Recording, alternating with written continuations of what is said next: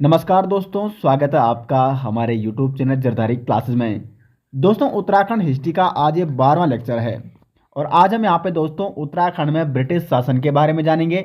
British शासन के अंतर्गत कौन कौन से कमिश्नर हुए हैं कुमाऊं कमिश्नरी के अंतर्गत, और जो भी अन्य इंपॉर्टेंट फैक्ट है दोस्तों, क्योंकि यहाँ से कई बार एग्जाम में दोस्तों डायरेक्ट क्वेश्चन बनते हैं और अच्छे अच्छे प्रश्न बनते हैं। साथ ही साथ दोस्तों आपको बता दें, अभी तक तो जो 11 लेक्चर हो चुके हैं वो आपको कैसे लगे हैं, कमेंट बॉक्स में दोस्तों जरूर बताएं कि आपको अब तक के 11 लेक्चर कैसे लगे हैं। और दोस्तों प्रत्येक लेक्चर आपके लिए यहाँ पे काफ़ी इंपॉर्टेंट है और काफ़ी डिटेल्स में आपको यहाँ पे उत्तराखंड हिस्ट्री कवर कराई जा रही है और इसके नोट्स भी दोस्तों आपको प्रोवाइड किए जा रहे हैं। तो अगर आपको हमारी हिस्ट्री के कंप्लीट नोट्स चाहिए तो लिंक आपको मिल जाएगा वीडियो के डिस्क्रिप्शन में। तो चलिए दोस्तों, बिना किसी देरी के आज की वीडियो शुरू करते हैं। दोस्तों, उत्तराखंड में जो ब्रिटिश शासन का आरंभ हुआ था 1815-16 के आसपास से लेकर, और कब तक चला इनका शासन, 1847 तक। 1847 तक, जब तक जिस प्रकार से भारत में इनका शासन चला, जब तक भारत स्वतंत्र नहीं हो जाता है। अब देखो दोस्तों, पिछली वीडियो में मैंने आपको गोरखा शासन के बारे में बताया था, किस प्रकार से उत्तराखंड में गोरखाओं ने शासन किया। उत्तराखंड के गढ़वाल और कुमाऊं के क्षेत्र में इनका शासन काफ़ी क्रूर रहा और काफ़ी अत्याचार किए इन्होंने उत्तराखंड की जनता पर। उसके बाद यहाँ पे ब्रिटिश आते हैं और ब्रिटिश और गोरखाओं के मध्य किस प्रकार से संघर्ष होता है वो मैंने आपको पिछली वीडियो में बता दिया है। तो जब ब्रिटिश और गोरखाओं के मध्य संघर्ष होता है तो इसमें गोरखा पराजित हो जाते हैं और उसके बाद होती है आंग्ला गोरखा संधि। कौन सी संधि होती है दोस्तों? आंग्ला गोरखा संधि।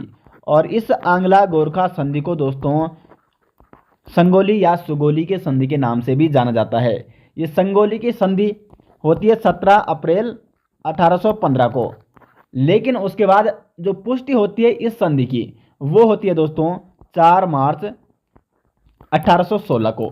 तो यहाँ तक मैंने आपको बता दिया था 4 मार्च 1816 को जो नेपाल सरकार होती है, नेपाल नरेश, इस सुगोली की संधि की क्या करता है, पुष्टि करता है। तो कई बार एग्जाम में इस प्रकार से क्वेश्चन बनता है कि संगोली की संधि कब हुई, तो ये हुई तो 1815 को थी, लेकिन नेपाल सरकार ने इसकी पुष्टि कब की थी, तो वो की थी दोस्तों 1816 में। तो यहाँ तक आपको कोई दिक्कत नहीं होनी चाहिए दोस्तों। अब हम बात करेंगे, अब यहाँ पे शुरुआत होती है ब्रिटिश शासन की। तो ब्रिटिश जो शासन का आरंभ होता है 1815 से आरंभ होता है और ब्रिटिश शासन के अंतर्गत जो प्रथम कमिश्नर नियुक्त किया जाता है ई गार्डनर। अब देखो यहाँ पे एक और चीज़ आपको समझनी है कि ई गार्डनर यहाँ पे जब ब्रिटिश आए थे तो गढ़वाल, देखो एक तो जो कुमाऊं है वो तो संपूर्ण कुमाऊं पर किसका आधिपत्य था, किसका अधिकार हुआ, वो हुआ ब्रिटिशर्स का। लेकिन दोस्तों जो गढ़वाल था, गढ़वाल की स्थिति थोड़ा अलग थी। ये गढ़वाल था, ठीक है, तो ये दो भागों में बट गया था। एक बट गया था टिहरी रियासत और एक बट गया था ब्रिटिश गढ़वाल। तो ब्रिटिशों ने कुल मिला के गढ़वाल का बंटवारा कर दिया और टिहरी रियासत का प्रथम राजा कौन बना? सुदर्शन शाह। तो सुदर्शन शाह के शासनकाल में ही दोस्तों गढ़वाल का क्या होता है, विभाजन होता है। सुदर्शन शाह अपनी राजधानी कहाँ बनाता है? टिहरी में बनाता है और उसे क्या कहा जाता है? टिहरी रियासत के नाम से जाना जाता है। उसमें आपका उत्तरकाशी, चमोली, रुद्रप्रयाग, टिहरी का अधिकांश क्षेत्र हो गया। और अगर हम ब्रिटिश गढ़वाल की बात करें तो जैसे पौड़ी का अधिकांश क्षेत्र ये ब्रिटिश गढ़वाल के अंतर्गत आता था। और जो ब्रिटिश सरकार यानी कंपनी सरकार की ओर से कमिश्नर नियुक्त किया गया था उसे कुमाऊं कमिश्नर के नाम से जाना जाता था। कुमाऊं कमिश्नर उसे कहते थे। तो प्रथम कुमाऊं कमिश्नर कौन हुआ दोस्तों? वो हुआ ई गार्डनर। ई गार्डनर हुआ प्रथम कुमाऊं कमिश्नर, जिसका शासनकाल 1815 से लेकर 1816 तक, मतलब काफ़ी कम समय तक, लगभग 9 माह तक ये कमिश्नर पद पर बना रहा। इसके शासनकाल की प्रमुख घटना देखें तो एक तो ये प्रथम कमिश्नर है कुमाऊं का। एग्जाम में बन सकता है क्वेश्चन कि कुमाऊं का प्रथम कमिश्नर कौन है, तो वो है आपका ई गार्डनर। और पहला जो ब्रिटिश कालीन भू बंदोबस्त हुआ था दोस्तों, वो भी किसके शासनकाल में हुआ था? ई गार्डनर के शासनकाल में हुआ था। ये आपको नोट करना है। 1815 में ई गार्डनर के शासनकाल में प्रथम क्या होता है? भू बंदोबस्त होता है ब्रिटिश शासन का। साथ ही साथ जब यहाँ पे आंग्ला गोरखा संधि होती है, सुगोली की संधि होती है, जिसका आरंभ कब होता है? 27 अप्रैल 1815 को। तो इस दोस्तों आंग्ला गोरखा संधि में हस्ताक्षर कौन करता है? ब्रिटिश प्रतिनिधि के रूप में ई गार्डनर करता है, जबकि गोरखा प्रतिनिधि के रूप में उसमें हस्ताक्षर कौन करता है? बमसा चौतरिया करता है। तो ई गार्डनर और बमसा चौतरिया के बीच सर्वप्रथम ये संधि होती है, जिसे सुगोली की संधि या आंग्ला गोरखा संधि आप इसको कह सकते हैं। आंग्ला का मतलब अंग्रेज और गोरखा का मतलब गोरखा। तो वो संधि भी किसके मध्य होती है? ई गार्डनर और बमसा चौतरिया के मध्य होती है। ई गार्डनर जो कि ब्रिटिशर्स का क्या करता है? प्रतिनिधित्व करता है। तो इसका शासनकाल ज़्यादा बड़ा था नहीं, मात्र 9 महीने तक ही क्या रहता है यहाँ पे? कमिश्नर बना रहता है। उसके बाद दोस्तों कुमाऊं का जो दूसरा कमिश्नर बनता है GW ट्रेल। ये काफ़ी इंपॉर्टेंट है दोस्तों, क्योंकि एक तो इसके शासनकाल में बहुत सारे मतलब ऐसे इंपॉर्टेंट फैक्ट हैं और बहुत सारे कार्य भी हुए, और यहाँ से एग्जाम में अधिकांशतः क्वेश्चन बनते हैं, और काफ़ी लंबा शासनकाल रहा GW ट्रेल का भी।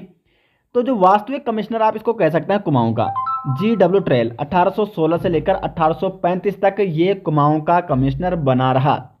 अब देखते हैं इसके शासनकाल की महत्वपूर्ण घटना। इसके शासनकाल को दोस्तों न वकील, न अपील और न दलील का शासनकाल भी कहा जाता है। यहाँ पे आपको लिखना है न वकील, न अपील और न दलील का शासन। ये शासन किसका था दोस्तों? तो GW ट्रेल का। यानी अगर आपने कोई अपराध किया है तो आप वकील भी नहीं कर सकते हो, कोई अपील भी नहीं दे सकते हो अपने बचाव में, कोई दलील भी पेश नहीं कर सकते हो, आपको सीधे दंड दिया जाएगा। और ये स्वयं कानून बनाता था, यहाँ पे स्वयं कानून व्यवस्था देखता था। तो न वकील, न अपील और न दलील का शासन किसके शासनकाल को कहा जाता है? तो GW ट्रेल के शासनकाल को कहा जाता है। इसके समय दोस्तों 1816 में संपूर्ण उत्तराखंड में डाक सेवा लागू की गई। संपूर्ण उत्तराखंड में डाक सेवा लागू किसके शासनकाल में हुई? GW ट्रेल के शासनकाल में 1816 में। उसके बाद दोस्तों यहाँ पे और साथ ही साथ 1816 में अल्मोड़ा जेल की भी स्थापना की गई, और 1821 में पौड़ी जेल की स्थापना होती है। ठीक है, इसके शासनकाल में 1816 में अल्मोड़ा में जेल की स्थापना की गई, 1821 में पौड़ी जेल की स्थापना होती है। साथ ही साथ दोस्तों 1817 में एक अन्य घटना घटती है इसके शासनकाल में, अन्य महत्वपूर्ण एक, देखो मैंने आपको गोरखा वाली वीडियो में बताया था, एक प्रथा हुआ करती थी, कुप्रथा, व्यभिचार रत प्रथा। ये चंदों के शासनकाल से चली हुई आ रही थी, और मैंने आपको पिछली वीडियो में बताया था ये व्यभिचार रत प्रथा क्या थी। माना किसी के क्या है, कोई औरत है और उसका किसी अन्य पुरुष के साथ क्या चल रहा है, संबंध चल रहा है, और अगर उसके पति ने उस पुरुष की हत्या कर दी, या किसी के पत्नी का अपहरण कर दिया है किसी पुरुष ने, और उसके पति ने उस पुरुष की हत्या कर दी, तो उसको अपराध नहीं माना जाता था। और इसका बहुत सारे लोग क्या यहाँ पे गलत इस्तेमाल इस प्रथा का करने लगे थे। बहुत सारे मतलब निरपराध लोग इस प्रथा के कारण मारे जा रहे थे। माना किसी के हल्की भी दुश्मनी हो गई तो वो आरोप लगा देता था उस पर और उसकी हत्या कर देता था। तो पत्नी के अपहरणकर्ता की हत्या प्रथा को अपराध घोषित किया गया था 1817 में। व्यभिचार रत प्रथा को समाप्त किया गया था 1817 में, और इसको अपराध घोषित किया गया था। इंपॉर्टेंट घटना है GW ट्रेल के शासनकाल की। ये भी आपको दोस्तों यहाँ पे नोट करनी है। काफ़ी डिटेल्स में आपको हर चीज़ यहाँ पे फैक्ट वाइज बताने का प्रयास कर रहा हूँ, और आपको भी दोस्तों हमारे यहाँ पे साथ देना है। अगर आपको वीडियो अच्छी लगती है तो उसको लाइक और शेयर अधिक से अधिक करना है, और साथ ही साथ वीडियो के बारे में कमेंट बॉक्स में दोस्तों अपनी राय ज़रूर दें। और इसके नोट्स आपको डिटेल्स नोट्स दोस्तों आपको लिंक में हमारी ई बुक मिल जाएगी, उत्तराखंड हिस्ट्री कंप्लीट ई बुक, जिसमें आपको उत्तराखंड हिस्ट्री प्रागैतिहासिक काल से लेकर उत्तराखंड पृथक राज्य आंदोलन तक और प्रत्येक टॉपिक के MCQ भी उसमें दिए गए हैं। तो लिंक आपको दोस्तों वीडियो के डिस्क्रिप्शन में मिल जाएगा, वहाँ से आप उसको डाउनलोड कर सकते हैं। तो 1816 में अल्मोड़ा जेल की स्थापना हो गई, और 1817 में हो गई व्यभिचार रत जो प्रथा थी वो समाप्त हो गई है। उसके बाद दोस्तों 1819 में पटवारी पद का सृजन किया किसने? GW ट्रेल ने। ये पटवारी पद का जो दोस्तों सृजन किया गया, इसके दो महत्वपूर्ण कारण थे।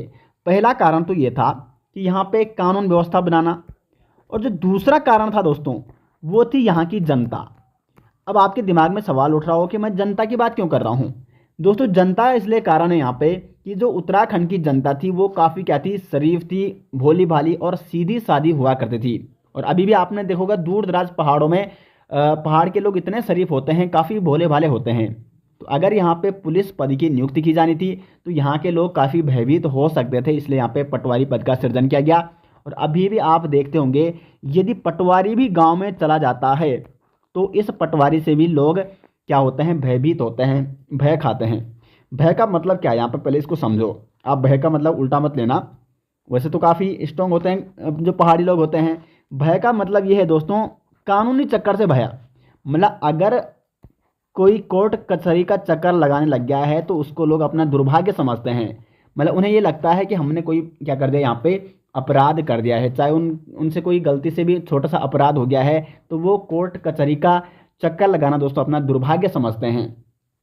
कई आपने देखो कई मामले पंचायत में ही अभी भी क्या हो जाते हैं, सुलझाए जाते हैं। राजीनामा जिसको बोलते हैं, दोनों पक्षों का समझौता करना पंचायती स्तर पर भी अभी ये उत्तराखंड में देखने को मिलता है। उत्तराखंड के अधिकांशतः गाँव में पंचायती स्तर पर ही सारे मामले क्या किए जाते हैं, सुलझा दिए जाते हैं। और अगर गलती से भी पटवारी भी गांव में चला जाता है तो काफ़ी दहशत हो जाती है, यार पटवारी आ रखा है, मतलब किसी ने कुछ बड़ा ही क्या कर दिया है, अपराध कर दिया है, चाहे उसने छोटा सा भी अपराध कर दिया है। ठीक है, तो कुल मिला के इसको दुर्भाग्य समझते हैं अपना, जो कोर्ट कचहरी का चक्कर होता है। तो काफ़ी सीधे साधे लोग थे पहाड़ों के।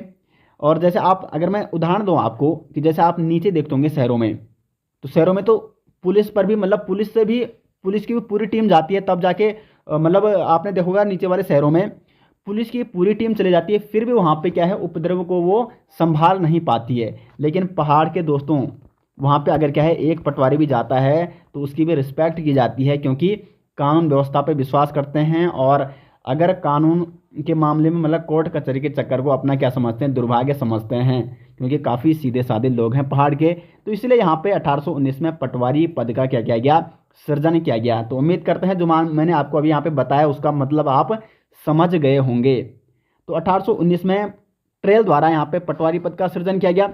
उसके बाद जैसे मैंने आपको अभी ऊपर बता दिया है कि 1816 में अल्मोड़ा जेल की स्थापना होती है और 1821 में यहाँ पे पौड़ी जेल की स्थापना होती है। उसके बाद 1822 में ट्रेल ने कुली बेगार को कम करने के लिए खच्चर सेना की दोस्तों स्थापना की। ये भी इंपॉर्टेंट फैक्ट है यहाँ पे। देखो कुली बेगार प्रथा ये काफ़ी समय से यहाँ पे चली हुई आ रही थी। अब यहाँ पे धीरे धीरे लोगों के मन में कुल मिला के देखो धीरे धीरे जागरूकता तो बढ़ रही थी। अब जब जागरूकता बढ़ रही थी तो लोग इस बेगार प्रथा का क्या करने लगे, विरोध करने लग गए। तो उसके बाद यहाँ पे ग्लिन के सुझाव पर, ठीक है, ग्लिन के सुझाव पर कमिश्नर ट्रेल ने क्या किया, खच्चर सेना की स्थापना की। और जो सामान ढुलवाई की जाती है, देखो बेगार प्रथा के बारे में आप सभी लोग जानते होंगे। बेगार में क्या होता था, अगर कोई ब्रिटिश अधिकारी आ गया, वैसे हम बेगार प्रथा के बारे में आगे अभी डिटेल्स में जानेंगे। तो सिंपल सा मतलब ये है कि अगर कोई ब्रिटिश अधिकारी आ गया है तो उसकी सेवा करना, उसके सामान की ढुलाई करना, ये होती थी बेगार प्रथा। और इसमें मतलब जैसे किसी गांव में अगर कोई ब्रिटिश अधिकारी आ गया तो उस गांव के लोगों का ये कर्तव्य होता था उस समय। अब यहाँ पे इसको यहाँ के लोग अपना अपमान समझते थे कि हमसे मतलब बिल्कुल कोई पैसा दिए बिना ही कार्य करवाया जा रहा है। तो इसका विरोध होने लग गया और इसीलिए 1822 में ट्रेल ने दोस्तों खच्चर सेना की स्थापना की, कुली बेगार को कम करने के लिए, ताकि खच्चरों से यहाँ पे क्या किया जाए, सामान ढुलवाया जाए। तो 1822 में हुई यहाँ पे खच्चर सेना की स्थापना। उसके बाद एक और इम्पोर्टेंट फैक्ट यहाँ पे 1824 में डबल लॉक व्यवस्था, डबल लॉक व्यवस्था की शुरुआत किसने की, 1824 में कमिश्नर ट्रेल ने। इसमें क्या होता, इस व्यवस्था में ट्रेल ने एक तो देखो जो सरकारी खजाने की चाबी हुआ करती थी, एक कलेक्टर के पास हुआ करती थी और दूसरी ट्रेजरर के पास हुआ करती थी। इस डबल लॉक व्यवस्था के अनुसार, डबल लॉक व्यवस्था मतलब दो लॉक होंगे यहाँ पे, एक जो सरकारी खजाना होगा उसकी चाबी होगी एक कलेक्टर के पास और एक ट्रेजरर के पास। उसके बाद दोस्तों यहाँ पे होता है 80 साला भू बंदोबस्त 1823 में। 80 साला भू बंदोबस्त इसको क्यों कहा जाता है, क्योंकि दोस्तों ये हुआ संवत 1880 में, संवत 1880 में हुआ था दोस्तों, इसलिए इसको क्या कहा जाता है, 80 साला भूमि बंदोबस्त के नाम से जाना जाता है। और कब हुआ ये, 1823 में। अगर संवत की बात की जाए तो उस समय 1880वां संवत चल रहा था, तो इसलिए इसको 80 साला भूमि बंदोबस्त के नाम से भी जाना जाता है। और ब्रिटिश शासन का दोस्तों सबसे आदर्श भू बंदोबस्त इसको कहा जाता है।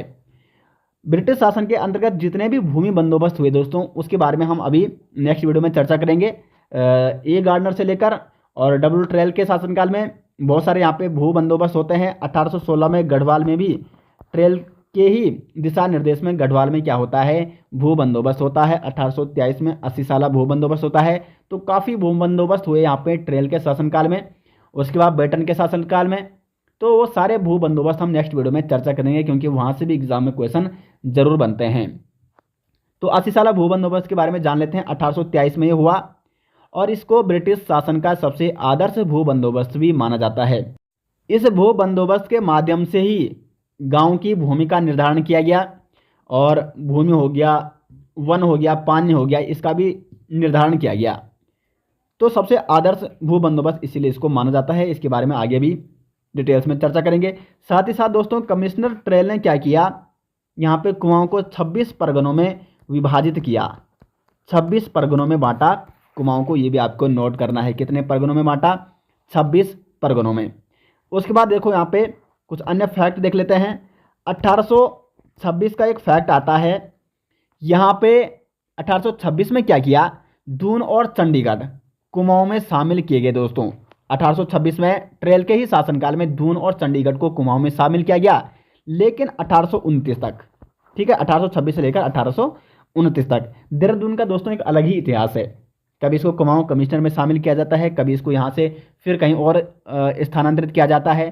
तो वैसे जो जिला वाली जो डिस्ट्रिक्ट सीरीज थी उसमें मैंने इसके बारे में आपको बताया है, फिर कभी नेक्स्ट वीडियो में इसके बारे में डिटेल्स में चर्चा करेंगे। उसके बाद दोस्तों 1827 और 28 में, 27-28 के पास ट्रेल ने क्या किया, यहाँ पे हरिद्वार से लेकर बद्रीनाथ केदारनाथ तक सड़क निर्माण यहाँ पे कराया था। और इसमें इसका विरोध भी हुआ था, क्योंकि इसको हिंदू धर्म का मतलब, क्योंकि देखो ये हिंदू धर्म के आस्था के केंद्र हैं केदारनाथ और बद्रीनाथ। तो यहाँ तक इसने सड़क का निर्माण पहुँचाया था, सड़क का निर्माण कराया था। तो इसके लिए इसका विरोध भी हुआ। इसको ऐसा बहुत सारे लोगों ने इसको हिंदू धर्म का मतलब सपोर्ट करने के लिए इसका क्या किया, विरोध भी किया था। उसके बाद एक और अन्य घटना है 1820 की। 1820 में कमिश्नर ट्रेल ने कोर्ट फीस के रूप में स्टाम्प देना क्या किया, यहाँ पे स्टाम्प देने की, कुल मिला के वहाँ पे फीस देने की। मतलब अगर आप कोर्ट में कोई आपका क्या पड़ जाता है, कोई केस आपने लड़ना है, कोर्ट में केस लड़वाना है, तो वहाँ पे आपको स्टाम्प फीस देनी पड़ेगी। ये प्रथा भी 1820 में ट्रेल ने शुरू की थी। उसके बाद 1833 में देसी चिकित्सालय की नियुक्ति अल्मोड़ा में हुई। ये भी किसके शासनकाल में हुई, ट्रेल के ही शासनकाल में हुई। उसके बाद दोस्तों 1830 में आपको ये भी नोट करना है, 1830 में ट्रेल ने ट्रेल दर्रे की खोज की थी, इसीलिए इस दर्रे का नाम क्या पड़ा, ट्रेल दर्रा पड़ा। ये ट्रेल दर्रा आपका बागेश्वर पिथौरागढ़ के बीच में है। 1830 में यहाँ पे खोज होती है ट्रेल दर्रे की। उसके बाद 1834 भी आपको नोट करना है, क्योंकि 1834 में हल्द्वानी की स्थापना, ये भी किसके शासनकाल में होती है, ट्रेल के शासनकाल में ही होती है। और 1822 में क्या होता है, आबकारी विभाग की स्थापना होती है। और कुमाऊं में आबकारी विभाग की स्थापना 1822 में, ये भी किसके शासनकाल में होती है, ट्रेल के शासनकाल में होती है। 1830 ट्रेल दर्रे की खोज, 1834 हल्द्वानी की स्थापना, 1822 आबकारी विभाग की स्थापना। तो ये सारे महत्वपूर्ण जो टॉपिक थे दोस्तों, महत्वपूर्ण फैक्ट थे ट्रेल के शासनकाल के, ये हमने यहाँ पे सारे कवर कर लिए हैं। अब दोस्तों हम आगे बढ़ेंगे और आगे जो नेक्स्ट यहाँ पे कमिश्नर बनते हैं वो बनते हैं मोस्ले स्मिथ। मोस्ले स्मिथ जो कि 30 नवंबर, जब क्या है कमिश्नर ट्रेल सेवानिवृत्त हो जाते हैं, तो 30 नवंबर 1835 से लेकर और दोस्तों यहाँ पे 6 अप्रैल 1836 तक, इतने समय के लिए मोस्ले स्मिथ यहाँ पे क्या बनते हैं, कमिश्नर बनते हैं। ये एक कार्यकारी कमिश्नर इनको नियुक्त किया जाता है, अस्थाई कमिश्नर। उसके बाद कमिश्नर जो स्थायी कमिश्नर बनते हैं वो बनते हैं कर्नल गोयन। कर्नल गोयन का जो शासन काल है दोस्तों वो है 1836 से लेकर 1838 तक। कई जगह दोस्तों कई बुक्स में कर्नल गोबान भी लिखा है, क्योंकि अलग अलग इतिहासकारों ने अलग अलग मतलब हो जाती है, कई बुकों ने अलग अलग लिख दिया है कर्नल गोयन कर्नल गोबान, तो आप यहाँ पे दोनों नोट कर सकते हैं। अब देखो कर्नल गोबान के शासनकाल की महत्वपूर्ण घटनाएं कौन कौन सी हैं, क्योंकि वैसे तो मतलब छोटा सा क्या है शासनकाल है इसका 1836 से लेकर 1838 तक, फिर भी कुछ महत्वपूर्ण घटनाएं घटी हैं इसके शासनकाल में। जैसे दास प्रथा हो गया, बाल विक्रय प्रथा हो गया, महिला विक्रय प्रथा, इनका अंत होता है दोस्तों कर्नल गोबान के शासनकाल में और इन्हें अपराध घोषित किया जाता है। साथ ही साथ दोस्तों 1836 में दासता पर पूर्ण प्रतिबंध लगता है इसके शासनकाल में। दासता पर पूर्ण प्रतिबंध कब लगाया गया? 1836 में। और 1837 में अल्मोड़ा में थाने की स्थापना होती है। अल्मोड़ा थाना, अल्मोड़ा में एक थाने की स्थापना की जाती है किसके शासनकाल में? कर्नल गोयन के शासनकाल में। साथ ही साथ जो गोरखाकालीन न्याय व्यवस्था हुआ करती थी, गोलादीप न्याय व्यवस्था, ये मैंने आपको गोरखा शासन जब पढ़ाया था वहाँ पे बता दिया है। तो ये भी एक न्याय व्यवस्था, दंड प्रथा हुआ करती थी, गोलादीप व्यवस्था, ये भी किसके शासनकाल में समाप्त हुई दोस्तों? इसके शासनकाल में समाप्त हो जाती है। तो ज़्यादा बड़ा शासनकाल था नहीं और इसलिए ज़्यादा घटनाएं भी यहाँ पे देखने को नहीं मिली। तो ये महत्वपूर्ण घटनाएं होती हैं इसके शासनकाल में। उसके बाद दोस्तों कमिश्नर बनते हैं जॉर्ज टॉमस लूसिंगटन। इसका शासनकाल है 1838 से लेकर 1848 तक। तो काफ़ी लंबा शासनकाल है और इसके शासनकाल में बहुत सारी महत्वपूर्ण घटनाएं घटती हैं। तो जानते हैं जॉर्ज टॉमस लूसिंगटन के शासनकाल में कौन कौन सी घटनाएं घटती है कुमाऊं कमिश्नरी में। तो सबसे पहली घटना क्या है दोस्तों? देखो मैंने आपको पहले ही बता दिया था कि गढ़वाल दो भागों में बंट चुका था। एक था यहाँ पे ब्रिटिश गढ़वाल और एक था यहाँ पे टिहरी गढ़वाल। तो जो ब्रिटिश गढ़वाल था वो कुमाऊं कमिश्नरी के अंतर्गत ही यहाँ पे आ रहा था। अब यहाँ पे ब्रिटिश गढ़वाल को एक अलग जनपद के रूप में गठित किया जाता है। तो 1839 में कुमाऊं कमिश्नरी से पृथक गढ़वाल जनपद का गठन किया जाता है, जिसका मुख्यालय कहाँ बनाया जाता है? 1839 में श्रीनगर में बनाया जाता है। लेकिन दोस्तों इसके एक साल में 1840 में क्या होता है? पौड़ी जनपद का गठन किया जाता है और इसे ब्रिटिश गढ़वाल का मुख्यालय बना दिया जाता है। यानी देखो जनपद का गठन तो 1839 में हो गया कुमाऊं कमिश्नरी से पृथक करके, लेकिन अभी उसका मुख्यालय किसको बनाया गया है? श्रीनगर को बनाया गया है। लेकिन दोस्तों फिर 1840 में श्रीनगर से मुख्यालय कहाँ स्थानांतरित किया जाता है? पौड़ी स्थानांतरित किया जाता है और इस प्रकार से पौड़ी जनपद का गठन होता है 1840 में। और ये हाल ही में दोस्तों एग्जाम में क्वेश्चन बना था 2021 में, जो भी एग्जाम हुए थे उसमें से किसी एक एग्जाम में इससे संबंधित क्वेश्चन भी बना था। अगर किसी को क्वेश्चन याद हो तो वो आप कमेंट में उसको यहाँ पे बता सकते हैं। अब देखो दोस्तों यहाँ पे देखो पृथक गढ़वाल जनपद का गठन हो गया, किसके शासनकाल में हुआ ये? जॉर्ज टॉमस लूसिंगटन के शासनकाल में। उसके बाद यहाँ पे क्या होता है? 1843 में नैनीताल में एक थाने की स्थापना होती है। नैनीताल में थाना स्थापित कब होता है? 1843 में। और इसके शासनकाल में दोस्तों नैनीताल का यहाँ पे नगरीकरण प्रारंभ किया जाता है और नैनीताल नगर पालिका की भी स्थापना होती है जॉर्ज टॉमस लूसिंगटन के शासनकाल में। यानी नैनीताल क्या बनता है? एक नगर पालिका बनता है। 1843 में नैनीताल में थाने की स्थापना भी यहाँ पे कर दी जाती है। उसके बाद दोस्तों 1848 आता है और यहाँ पे अल्मोड़ा में लूसिंगटन की अध्यक्षता में डिस्पेंसरी कमेटी का गठन किया जाता है। डिस्पेंसरी कमेटी कब गठित की गई? 1848 में। और किसके शासनकाल में? जॉर्ज टॉमस लूसिंगटन के शासनकाल में 1848 में अल्मोड़ा में लूसिंगटन की अध्यक्षता में डिस्पेंसरी कमेटी का गठन किया गया था। देखो दोस्तों डिस्पेंसरी कमेटी का मतलब होता है, डिस्पेंसरी का मतलब होता है औषधालय। औषधालय यानी जहाँ से औषधि प्राप्त की जाती है, जहाँ से औषधि प्राप्त होती है। तो डिस्पेंसरी कमेटी यानी औषधालय की यहाँ पे एक गठित की गई थी 1848 में अल्मोड़ा में। और इसकी अध्यक्षता किसने की? इस कमेटी की अध्यक्षता लूसिंगटन ने। उसके बाद दोस्तों 25 अक्टूबर 1839 को जॉर्ज टॉमस लूसिंगटन पद पर रहते ही इसकी क्या हो जाती है? आकस्मिक निधन हो जाता है। कहाँ होता है निधन? नैनीताल में इसका निधन हो जाता है। तो एग्जाम में इस प्रकार से भी क्वेश्चन बन सकता है, क्योंकि किसी भी प्रकार के दोस्तों एग्जाम में क्वेश्चन बनते हैं आजकल।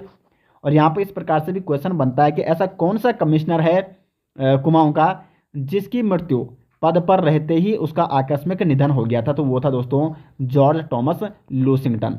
ये भी आपको नोट करना है।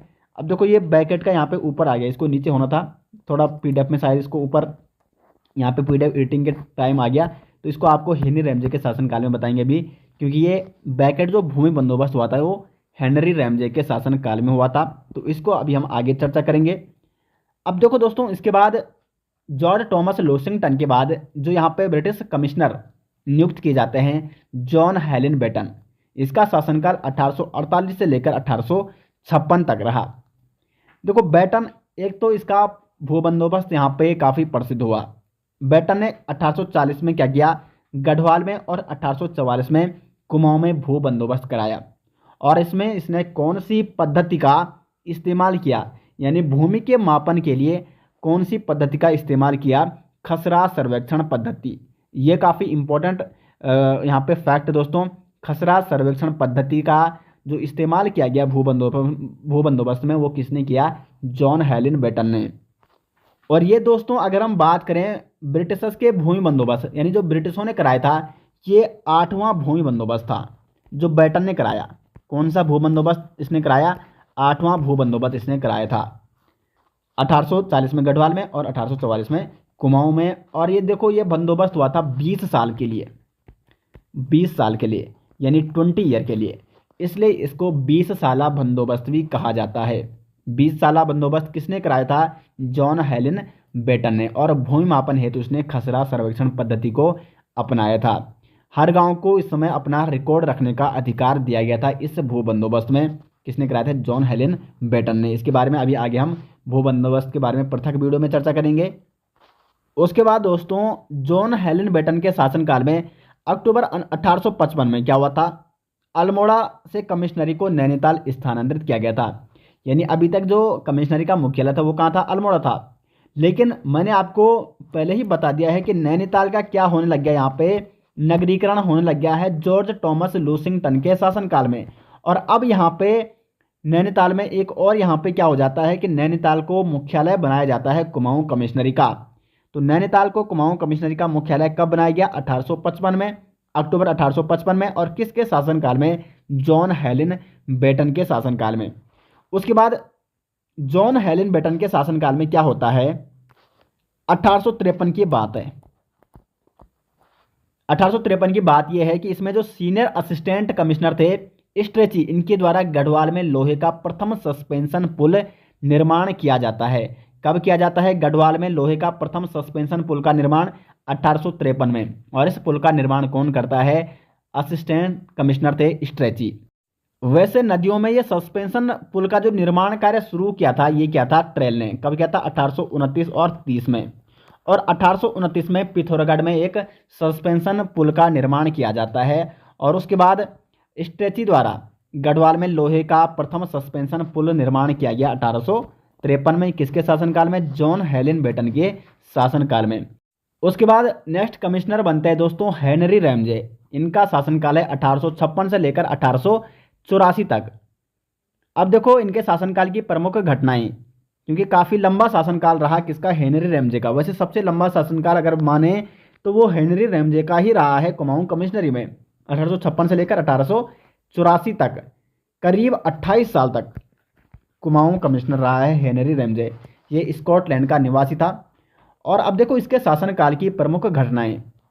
एक तो 1857 की जो क्रांति हुई थी, स्वतंत्रता संग्राम जो हुआ था 1857 का, उस समय कुमाऊं कमिश्नर कौन था? तो वो था हेनरी रैमजे। और मैं आपको पहले ही बता चुका हूं कि जो गढ़वाल और कुमाऊं में ज़्यादा असर देखने को नहीं मिला था इस 1857 की क्रांति का। गढ़वाल में इसलिए नहीं मिला था कि जो गढ़वाल का राजा था सुदर्शन शाह, उसकी पहले ही किसी संधि हो चुकी थी, अंग्रेज़ों से संधि हो चुकी थी कि अगर अंग्रेज़ों के खिलाफ कोई क्या होता है, मतलब कोई विद्रोह होता है तो उसमें सहायता करेगा कौन? टिहरी रियासत का राजा। तो सुदर्शन शाह ने वहाँ पे इनकी सहायता की थी। तो गढ़वाल में तो इसलिए वहाँ पे क्या है, विद्रोह ज़्यादा नहीं हुआ था। और कुमाऊं में भी दोस्तों ऐसा माना जाता है कि हेनरी रैमजे की यहाँ पे क्या थी, एक मतलब इसको लोग काफ़ी पसंद करते थे, क्योंकि ये क्या था, एक मतलब इसने यहाँ पे अपनी एक पहचान बना ली थी अच्छी तरीके से और काफ़ी जुड़ गया था ये वहाँ के लोगों के साथ। तो इसलिए हेनरी रैमजे के कारण दोस्तों ऐसा माना जाता है कि जब हेनरी रैमजे वहाँ का कमिश्नर था तो इसी की वजह से कुमाऊं में भी क्या नहीं हुआ था, ज़्यादा विद्रोह देखने को नहीं मिला था। कुछ कुछ क्षेत्रों में विद्रोह हुआ था, लेकिन वो वहाँ पे विद्रोह नहीं हुआ था जो अन्य क्षेत्रों में, देश के अन्य क्षेत्रों में विद्रोह हुआ था 1857 में। तो हेनरी रैमजे भी दोस्तों इसका एक प्रमुख कारण था, क्योंकि इसकी काफ़ी लोकप्रियता थी कुमाऊं में। अब देखो इसके शासनकाल में और क्या क्या हुआ। एक तो 1857 की क्रांति इसी के शासनकाल में हुई, ये इस समय कुमाऊं कमिश्नर था। उसके बाद दोस्तों 1848 में क्या किया रैमजे ने? कुष्ठ रोगियों के लिए इसने बेहतर स्थिति यहाँ पे बनाई थी। कुष्ठ रोगियों के लिए बेहतर स्थिति क्या बनाई थी? एक तो 1848 में कुष्ठ रोगियों के रहने हेतु पत्थर के छोटे छोटे मकानों का इसने निर्माण किया था। उसके बाद दोस्तों 1854 में अल्मोड़ा में 1854 में अल्मोड़ा में क्या होता है, कुष्ठ आश्रम और चिकित्सालयों की स्थापना होती है। तो कुष्ठ रोगियों के लिए बेहतर स्थिति इसने यहाँ पे उत्पन्न की थी हेनरी रैमजे ने। उसके बाद दोस्तों कमिश्नर कार्यकाल आप सभी जानते हैं इसका 1856 से लेकर 1884 तक। एक तो उसने शिक्षा के क्षेत्र में नैनीताल को एक केंद्र के रूप में इसने विकसित करना शुरू किया था, और नैनीताल को स्कूली शिक्षा के केंद्र के रूप में विकसित करने का श्रेय ये भी किसको जाता है, हेनरी रैमजे को जाता है। क्यों जाता है अभी आगे आपको बताएंगे, क्योंकि देखो ये सारे स्कूल नैनीताल में इसी के शासनकाल में स्थापित किए गए थे। अब देखो रैमजे ने 1850 में रामनगर बसाया था। नैनीताल का जो रामनगर है उसको बसाने का श्रेय भी किसको जाता है, रैमजे को जाता है। 1850 में इसने रामनगर की स्थापना की थी। उसके बाद 1854 में मैंने आपको पहले ही बताया है, कुष्ठ रोगियों की स्थिति को बेहतर बनाने के लिए कुष्ठ आश्रम की स्थापना की गई 1854 में अल्मोड़ा में। किसके शासनकाल में, हेनरी रैमजे के शासनकाल में।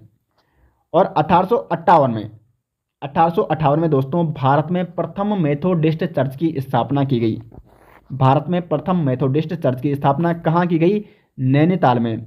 और किसने की, पादरी विलियम बटलर ने। किसके शासनकाल में, हेनरी रैमजे के शासनकाल में। उसके बाद दोस्तों यहाँ पे क्या होता है, नैनीताल में भूस्खलन होता है। कब आता है नैनीताल में ये प्रथम भूस्खलन, तो 1867 में आता है। अब यहाँ की जनता को और पर्वतों को सुरक्षित रखने के लिए हिल साइड सेफ्टी कमेटी की स्थापना की जाती है हेनरी रैमजे के माध्यम से। कब की जाती है, 1867 में। तो ये भी आपको नोट करना है, हिल साइड सेफ्टी कमेटी, इसका गठन कब किया गया, हेनरी रैमजे द्वारा 1867 में। इसको कौन कौन सी उपाधि दी गई है हेनरी रैमजे को, क्योंकि ये काफ़ी लोकप्रिय कमिश्नर हुआ कुमाऊं का। तो कुमाऊं का बेताज बादशाह भी इसको कहा जाता है, और राजा रामजी के नाम से भी इसको जाना जाता है। अब देखो जो रैमजे ने नैनीताल को एक स्कूली शिक्षा के केंद्र के रूप में विकसित किया था, तो उस समय उसने नैनीताल में यहाँ पे क्या बनाए थे, मतलब कई स्कूलों की स्थापना की थी। कौन कौन से थे वो स्कूल, 1850 में इसने मिशन स्कूल की स्थापना की, 1867 में शेरवुड कॉलेज की स्थापना की, 1869 में ऑल सेंट्स कॉलेज की स्थापना की गई, और 1878 में सेंट मैरीज कॉन्वेंट स्कूल की स्थापना की गई। उसके बाद दोस्तों 1884 में विलेजली हाई स्कूल, और 1888 में सेंट जोसेफ कॉलेज। इन प्रमुख कॉलेजों की और स्कूलों की स्थापना ये भी किसके शासनकाल में हुई दोस्तों, हेनरी रैमजे के शासनकाल में। उसके बाद जैसे मैंने आपको ऊपर बताया कि इसके शासनकाल में एक भू बंदोबस्त हुआ 1863 का, जो कि किसने किया, बैकेट ने किया या विकेट ने किया, क्योंकि कई जगह बैकेट लिखा है विकेट भी लिखा है। तो विकेट भू बंदोबस्त या बैकेट भू बंदोबस्त 1863 का, ये भी किसके शासनकाल में होता है, हेनरी रैमजे के शासनकाल में होता है। अब इसको मैं अभी आपको बताऊंगा, लेकिन उससे पहले जब 1857 की क्रांति होती है तो कुमाऊं में मार्शल लॉ लगाया जाता है। मार्शल लॉ का मतलब होता है दोस्तों सैन्य कानून। ये भी आपको नोट करना है, ठीक है। कुमाऊं में 1857 में मार्शल लॉ किसके द्वारा लगाया गया, रैमजे के द्वारा लगाया गया। सैनिक कानून इसमें लागू किया गया, और यहाँ पे इसने नेपाल से सैनिक सहयोग प्राप्त करने हेतु रणवीर सेना प्राप्त की थी। किसने की थी, हेनरी रैमजे ने। अब देखो यहाँ पे ये भू बंदोबस्त क्या था, तो जो बैकेट के द्वारा ये भू बंदोबस्त कराया गया था, इसमें एक तो सर्वप्रथम वैज्ञानिक पद्धति का प्रयोग किया गया था। ये काफ़ी इंपॉर्टेंट है दोस्तों। वैज्ञानिक पद्धति किस भू बंदोबस्त में की गई थी, तो 1863 के बैकेट या विकेट के भू बंदोबस्त में। और इसमें विकेट ने क्या किया था, एक तो 1863 में इसको कराया गया था रैमजे के शासनकाल में, और विकेट ने इस समय भूमि को 5 भागों में बांटा था। कौन कौन से, तलाऊ, उपराऊ, अव्वल, उपराऊ, दोयम और कंटीली या इजराइन। इन 5 भागों में दोस्तों विकेट ने भूमि को बांटा था। तो इसके बारे में अभी हम आगे नेक्स्ट वीडियो में चर्चा करेंगे, जब भू बंदोबस्त वाली वीडियो के बारे में हम सभी भू बंदोबस्त के बारे में चर्चा करेंगे। तो दोस्तों ये था यहाँ पे हेनरी रैमजे का शासनकाल। तो उम्मीद करते हैं दोस्तों आपको यहाँ पे हेनरी रैमजे का शासनकाल भी समझ में आ गया होगा।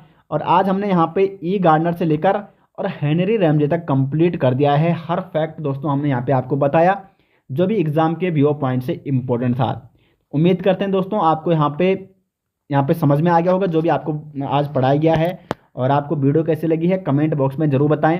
और साथ साथ इसके नोट्स आपको मिल जाएंगे दोस्तों, वीडियो के डिस्क्रिप्शन में हमारी ई बुक मिल जाएगी, उसमें इसके नोट्स आपको प्रोवाइड कर दिए गए हैं। तो वीडियो को लाइक और शेयर अधिक से अधिक कीजिए दोस्तों, और वीडियो अच्छी लगती है तो वीडियो के बारे में कमेंट बॉक्स में अपनी राय ज़रूर दें।